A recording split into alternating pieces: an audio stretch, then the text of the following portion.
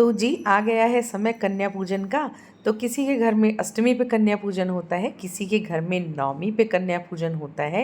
तो जैसा जिसके घर का रिवाज है, लेकिन हमें व्रत का पारण जो है वो अष्टमी या नवमी किसी भी तिथि में कर लेना चाहिए। लेकिन चौकी का विसर्जन हम 10वीं तिथि पर ही करेंगे, इस बात का विशेष ध्यान रखना है। तो देखिए किस प्रकार से हमने पूजा अर्चना वंदना संपूर्ण की है। तो प्रसाद तो मैंने बना लिया है, और माता का प्रसाद तो सबको पता है। माता का प्रसाद होता है हलवा पूरी चना का, और सब्जी सब अपने अपने मन से बना लेते हैं, जो भी बनानी होती है तो वो हमने बना ली है।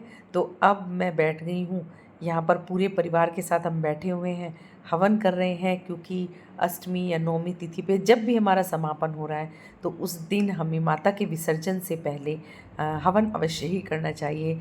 तो जितने भी मंत्र आते हैं, जैसे भी हैं, उसी हिसाब से हमने छोटा सा यहाँ पर हवन कर लिया है पूरे परिवार ने मिलके।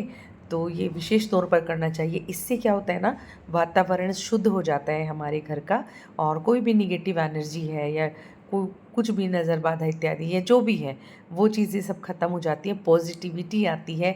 वैसे तो जिस दिन हमारी माता रानी का आगमन हुआ है, पूर्ण रूप से पॉजिटिविटी उसी दिन आ जाती है। लेकिन फिर भी हवन को समापन के लिए विशेष तौर पे माना जाता है। और अगर हवन नहीं कर पा रहे हैं तो कोई बात नहीं, जैसे पंडित जी को बुला के बहुत सारे घरों में होता है, या हमने स्वयं से कर लिया है। नहीं तो अग्यारी तो हम रोज़ करते ही हैं, तो वो अग्यारी हमें ज़रूर करनी चाहिए। तो मैंने तो ये छोटा सा हवन कर लिया है। जितने भी मुझे मंत्र आते थे मैंने सारे बोल दिए हैं। गणेश जी का, माता रानी का, नवग्रह का, अपने श्री कृष्ण भगवान का, सबका मैंने शांति पाठ और गायत्री मंत्र के 108 पाठ हमने कर लिए हैं। और बहुत ही आनंद आता है पूजा पाठ इत्यादि जब भी हम करते हैं। तो किस प्रकार से हमने सबने मिलके पूजा अर्चना वंदना की, आरती की, कन्याओं का पूजन कैसे किया, ये सब मैं इस वीडियो के माध्यम से आपके साथ शेयर कर रही हूँ। ओम भूर्भुवः स्वः तत्सवितुर्वरेण्यं भर्गो देवस्य धीमहि धियो यो नः प्रचोदयात् स्वाहा। ओम भूर्भुवः स्वः तत्सवितुर्वरेण्यं भर्गो देवस्य धीमहि धियो यो नः प्रचोदयात् स्वाहा। ओम भूर्भुवः स्वः तत्सवितुर्वरेण्यं भर्गो देवस्य धीमहि धियो यो नः प्रचोदयात् स्वाहा। तुर्वरेण्यं भर्गो देवस्य धीमहि धियो यो नः प्रचोदयात् स्वाहा। यो न प्रचोदयात् स्वाहा। मारे मुझे आधारी ओम जय अम्बे गौरी कानन कुंडल शोभित नासाग्रे मोती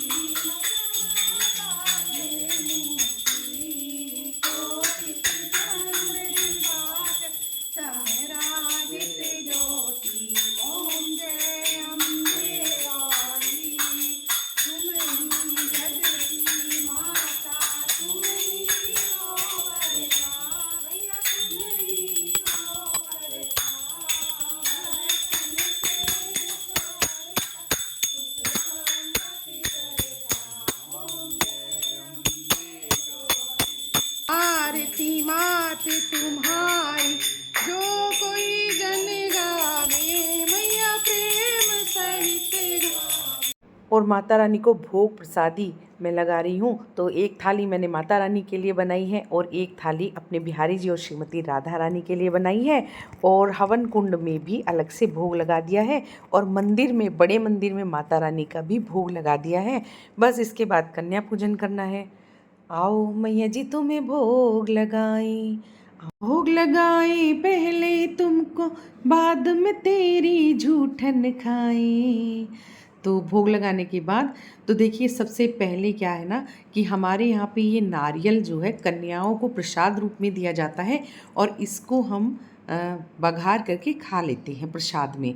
और प्रसादी इसकी हम पाते हैं बहुत सारे घरों में, जो है इसका विसर्जन किया जाता है, बहुत सारे घरों में तिजोरी में रखा जाता है, पर हमारे प्रसाद रूप में वितरित होता है। तो पहले अखंड ज्योत के ऊपर से 5 बार मैंने इसको घुमा लिया है, और अब मैं हवन के ऊपर से 5 बार इसको घुमा करके माथे से लगा रही हूँ। आ गई हैं हमारी 9 दुर्गा माता रानी लांगुरिया साथ में लेकर के। तो सब के हमें द्वार पर ही सबके हमें चरण स्पर्श करने हैं और जल में थोड़ा सा गंगा जल लेकर उनके पैरों को पखारना होता है। तो वही मैं कर रही हूँ, सबके चरण स्पर्श कर रही हूँ। हमारी सारी कन्याएं आ गई हैं और साथ में लांगुरिया तो आते ही हैं और ये बहुत अच्छी बात होती है, शुभ संकेत होते हैं। और ये वाली कन्या हमारी बहुत नौटी हैं, इनको हमने बुला करके मैंने इनके भी चरण स्पर्श कर लिए हैं कन्या के। और अब मैं सभी कन्याओं के मस्तक पर तिलक लगा रही हूँ। ये बहुत ही शुभ होता है, तो हमें तिलक ज़रूर लगाना चाहिए। इसी तरह से सबके माथे पे लाल सिंदूर का टीका। और आज के दिन जो कन्या हमारे घर पे आती हैं उन्हें नौ दुर्गा का रूप माना जाता है और हम ये मानते हैं कि नौ दुर्गा माता रानी कन्या के रूप में हमारे घर में आ चुकी हैं। उन्हें आसन भी हमें बहुत ही अच्छा देना चाहिए। तभी मैंने गेट पर ही उनके चरण स्पर्श किए हैं और फिर उनको बैठा करके तिलक लगाया है। और अब मैं सबके हाथों में लाल कलावा बांध रही हूँ। ये बहुत ही शुभ होता है।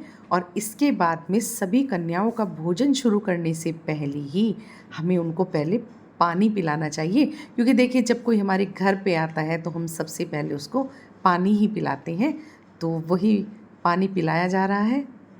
और ये काम कर रहा है मेरा बेटा। तो सबका कुछ ना कुछ काम होता है, सब अपने हिसाब से, मतलब सबका हाथ लगना चाहिए पूजा में, मेरी ये भावना है। ये मेरे पतिदेव हैं, कंजकाओं को सब्जी परोस रहे हैं और यहाँ कर रही हूँ मैं पूरियों की सेवा। तो सबको पूरियाँ दे रही हूँ, हलवा पूड़ी सब्जी और चने का, और साथ में नारियल का प्रसाद होता है। तो हमारे यहाँ ना उसी दिन जोत के ऊपर से नारियल को वार के उसको नारियल को, श्रीफल को हमारे यहाँ फोड़ा जाता है। उसको, उसका जो जल होता है जो उसके अंदर से निकलता है, उसको हम सभी प्रसादी रूप में ग्रहण करते हैं। इसी से ही हम लोग व्रत खोलते हैं अपना। और जो नारियल होता है उसको माता का आशीर्वाद समझकर कन्याओं को भी दिया जाता है।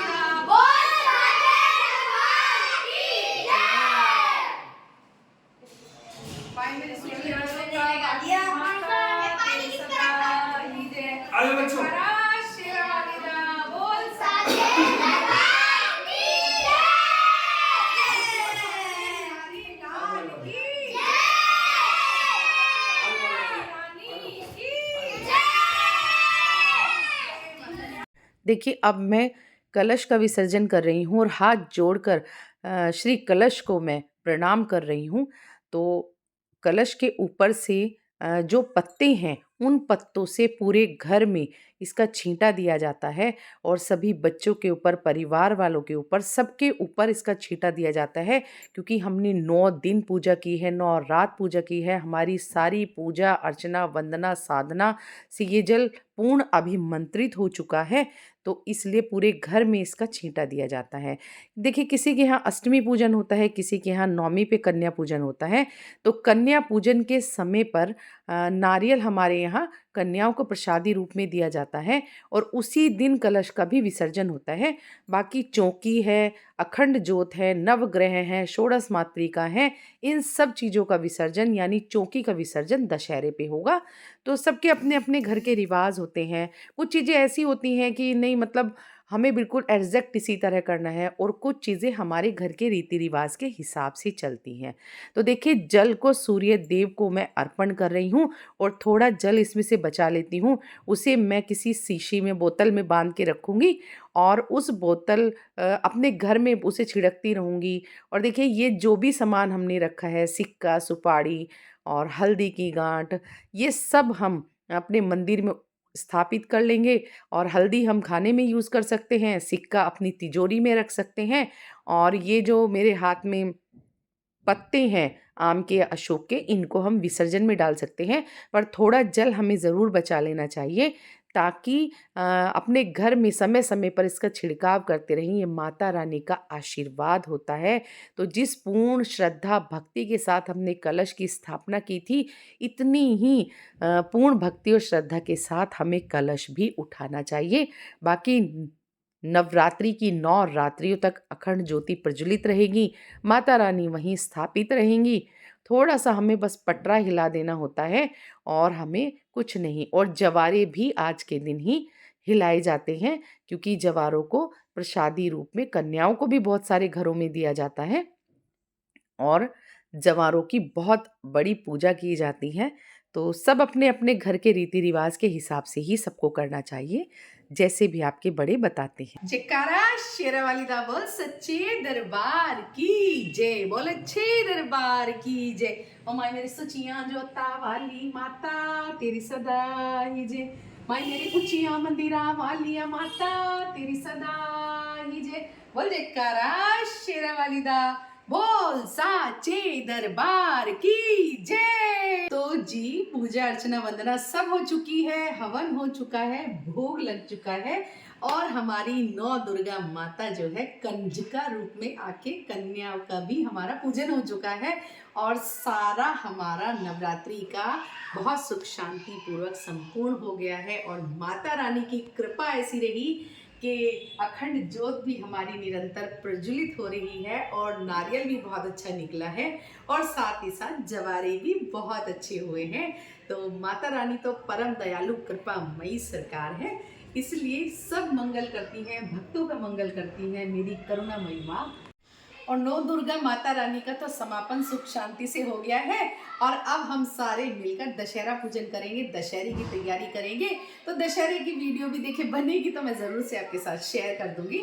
बाकी हमारे रामचंद्र भगवान ने रावण का वध किया था और हमारी माँ दुर्गा ने महिषासुर का वध किया था। तो नवरात्रि हमने धूमधाम से मनाई है। एक बार मैं दर्शन करा देती हूँ, लेकिन चौकी का विसर्जन हमें दशहरे पर ही करना है, इस बात का विशेष और विशेष ध्यान रखिएगा। तो एक बार मैं दर्शन करा देती हूँ आपको, केशव वृंदा कैसे लग रहे हैं और माता रानी कैसी लग रही है हमारी। फिर तो हमारी माता रानी 6 महीने बाद ही हमसे मिलेंगी।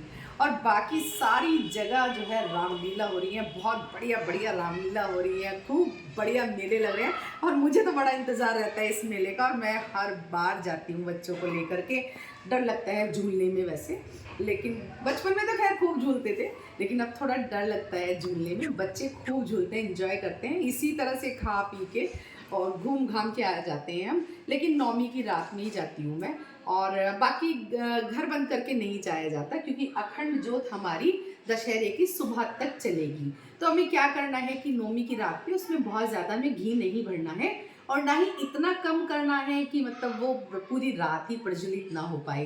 तो हमें इतना ही रखना है कि सुबह दशहरे तक वो जले।